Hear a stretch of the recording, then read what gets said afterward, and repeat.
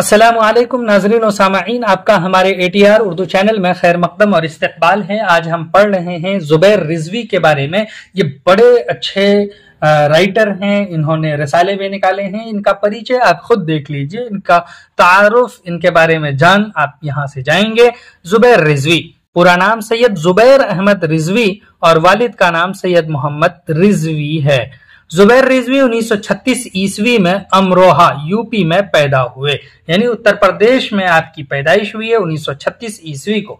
जुबैर रिजवी की इब्तदाई तालीम, बेसिक एजुकेशन, जिसको आप शुरुआती तालीम कहते हैं, अमरोहा और हैदराबाद में हुई। दो जगह का नाम लिया, अमरोहा और हैदराबाद।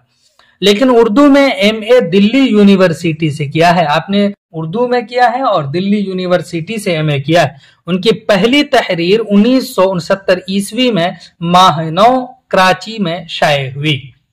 उनकी पहली तहरीर 1969 ईस्वी में माह-9 जो एक रसाला था, कराची से शाये हो रहा था, वहां पर शाये हुई है।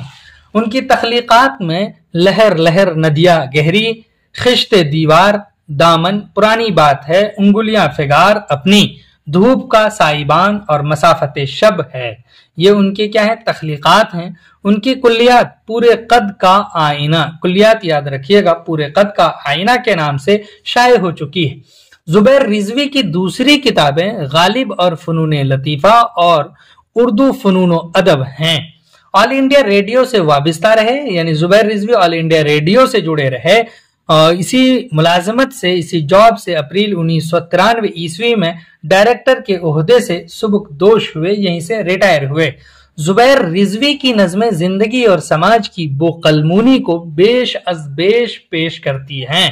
उनकी नज़में आमतौर पर मुख्तसर होती हैं, लेकिन उनमें जामियत का पहलू नुमायां होता है। तो आपने जो ये पिक्चर देख रहे हैं जुबैर रिजवी की है, यहाँ से आप इनको अंदाजा लगा सकते हैं। इन्होंने बहुत सारे खिदमात किए हैं उर्दू के, तो इनके बारे में आपने पढ़ा है।